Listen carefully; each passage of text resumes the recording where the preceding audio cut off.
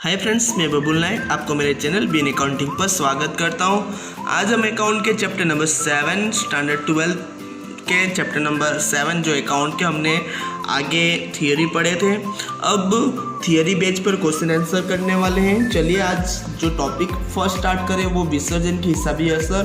Board के exam में 1 number की थियरी में पूछा जाता है कि विसर्जन की हिसाबी असर देने के लिए कौन कौन से खाते खोले जाते, तो विसर्जन की हिसाबी की असर देने के लिए मुख्य 4 खाता खोला जाता है। कौन सा? एक तो वसूली खाता जिसको हम संपादन खाता भी कहते हैं, और माल संपत्ति निकाल खाता भी कहते हैं, मतलब वो गुजराती वर्ड है। ओके, समझ में आया क्या? पहला खाता कौन सा है? वसूली खाता जिसको माल संपादन खाता भी कहते हैं। देन दूसरा खाता साझेदार की लोन खाता, लेकिन साझेदार की यदि लोन हो तो ही लोन खाता बनाना है, नहीं तो लोन खाता नहीं बनाते हैं। तीसरा साझेदार की पूंजी खाता या चालू खाता, जो उनकी कैपिटल्स पूंजी और चालू लिखने के लिए बनाया जाता है। देन रोकड़ या बैंक खाता। ओके, मुख्य ये 4 खाता बनाया जाता है। ओके, अब वसूली खाता होता क्या है उसके बारे में हम समझा देता हूँ। जैसे हम हर प्रकार के खाते बनाते हैं, सेम उसी प्रकार का खाता है। एक उधार तरफ विवरण रकम, जमा तरफ भी विवरण रकम होते हैं। वसूली खाते के उधार तरफ जितनी प्रकार की संपत्ति, जैसे हम संपत्ति लेना पक्ष में लिखते हैं, वो सभी के सभी कहाँ पे आ जाता है? वसूली खाते के उधार पक्ष में। और जमा पक्ष में क्या आ जाता है? दायित्व आ जाता है। ओके, समझ में आया? तो जो हम 3 मार्क्स में जो एग्जाम में पूछा जाता है वो रोज नाम से पूछा जाता है, वो सबसे रिलेटेड वसूली खाते से होता है। तो चलिए संपत्ति का भी हिसाबी निपटारा, जब कंपनी बंद होता है तो संपत्ति हिसाबी निपटारा किस प्रकार किया जाता है और दायित्व की हिसाबी निपटारा किस प्रकार किया जाता है वो देख लेते हैं। तो सबसे पहले मैं आपको संपत्ति की निपटारा बता रहा हूँ। तो आपने देखा कि वसूली खाते के उधार पक्ष में क्या होता है? संपत्ति होता है वसूली खाते की उधार पक्ष में। इसलिए वसूली खाते की पहला रोज नाम जो संपत्ति का निपटारा करने के लिए होता है वो होता है कि वसूली खाता उधार संपत्ति खाते का। संपत्ति मीन जो भी दिया, यंत्र दिया, मकान दिया, फर्नीचर दिया, जो भी संपत्ति दिया। ओके, तो पहला रोज नाम क्या आएगा? उधार पक्ष में लिखते हैं, इसलिए वसूली खाता उधार संपत्ति खाते का। ये हमने क्या किया? वसूली खाते में लिख दिया। अब कंपनी बंद करो तो संपत्ति का निपटारा क्या करेंगे? संपत्ति को बेच देंगे। बेचेंगे तो क्या होगा? पैसा आएगा ना। तो देखो ये पैसा आएगा तो यहाँ पे लिखा ही है, क्या लिखा है कि रोकड़ बैंक खाता होता है। पैसा आएगा तो हम रोकड़ से आ सकते हैं, बैंक माध्यम से आ सकते हैं, इसलिए यहाँ पे लिखा है रोकड़ बैंक खाता उधार। क्या बेचा? तो वसूली खाते में जो संपत्ति लिया था उसको बेचा, इसलिए वसूली खाते का। मतलब 2 रोज नामचा लिखेंगे, लेकिन उसमें 1 रोज नामचा वसूली खाता तो होता ही है।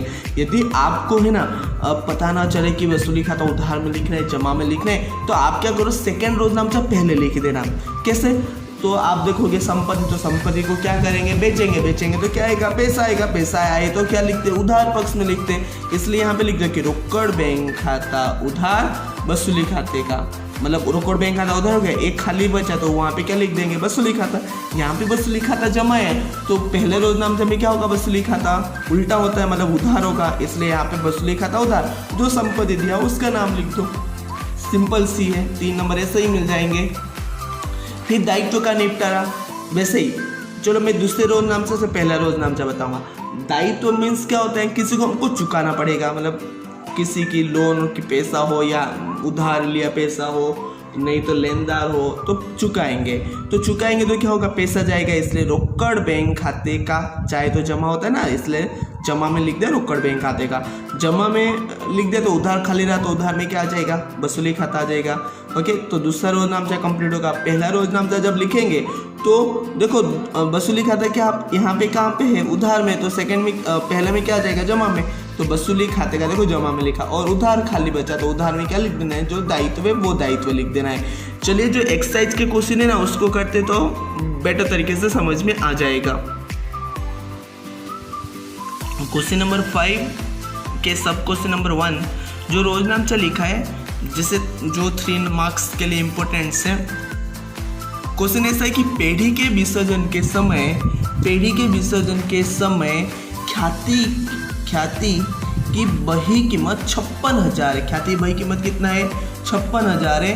उसकी कोई रकम नहीं मिलती है, मतलब विसर्जन के बाद, मतलब विसर्जन के समय उसकी कोई रकम नहीं मिलती है, लेकिन पेढ़ी में 56,000 लिखा हुआ है। तो एक चीज़ आपको पता ही है, तो सबसे पहले हम क्या करेंगे, ख्याति हमारी संपत्ति है, संपत्ति खाता बंद करेंगे।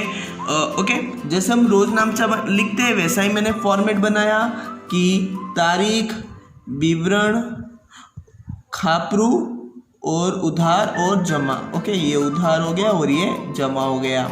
अब रोज नामचा लिखेंगे। पहला, विसर्जन के समय कितने दिया हुआ है, 56,000 है, लेकिन उसकी कोई उपज नहीं मिला है।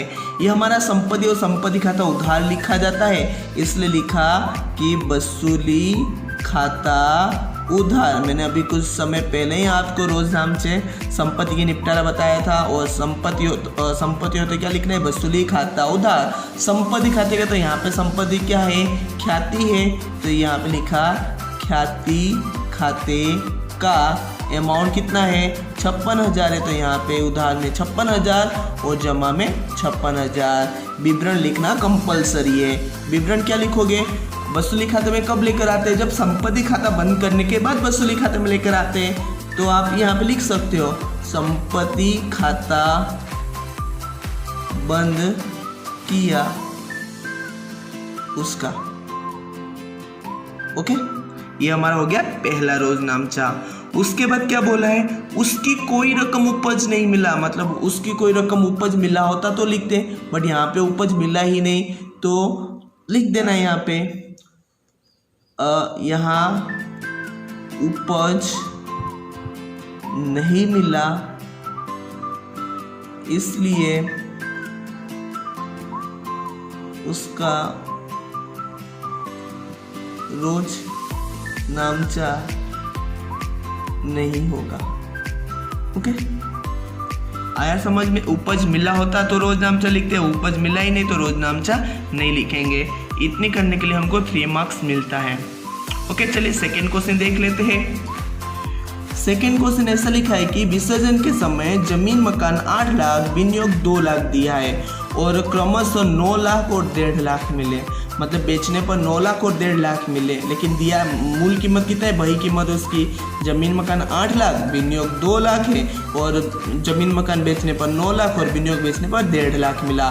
तो सबसे पहले दोनों के दोनों क्या है, संपत्ति है। संपत्ति हम क्या करेंगे संपत्ति, हाँ, तो वसूली खाते में लेकर आएंगे। तो पहला रोज नामचा हम क्या लिखेंगे, पहला रोज नामचा कि वसूली खाता उधार, क्योंकि संपत्ति उधार होता है इसलिए वसूली खाते को उधार पक्ष में लिखेंगे, इसलिए लिखा वसूली खाता उधार।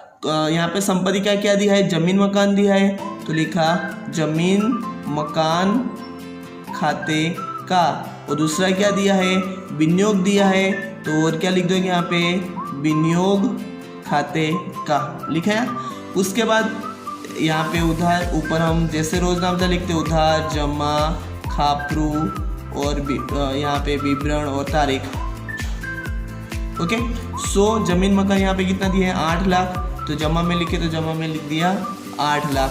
उसके बाद विनियोग कितना दिया है, 2 लाख, तो जमा में लिख दिया 2 लाख। ओके, टोटल कितना हो गया, 10 लाख, तो वसूली खाता में टोटल कितना लिख देंगे, 10 लाख। ओके, आया समझ में। ये हमारा पहला रोज नामचा हुआ। अब विवरण यहाँ पे आप क्या लिखोगे, संपत्ति खाता बंद किया उसका।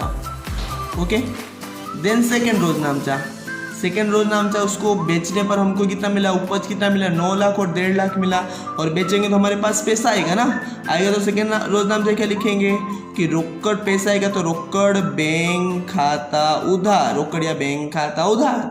और किसका पैसा मिला, तो वसूली खाते का पैसा मिला, तो वसूली खाते का।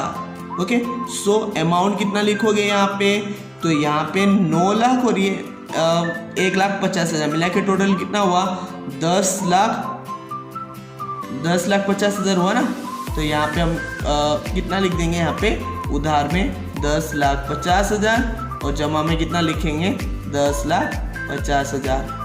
और आप नीचे क्या लिख दोगे, विवरण में उपज मिला उसका। ओके, आया आपको 2 रोज नामचा।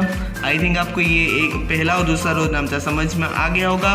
नेक्स्ट वीडियो में हम आगे के पूरा सॉल्यूशन करने वाले। यदि आपको ये वीडियो पसंद आए तो लाइक कीजिए, सब्सक्राइब कीजिए और अपने फ्रेंड के साथ ये वीडियो शेयर कीजिए। Thank you.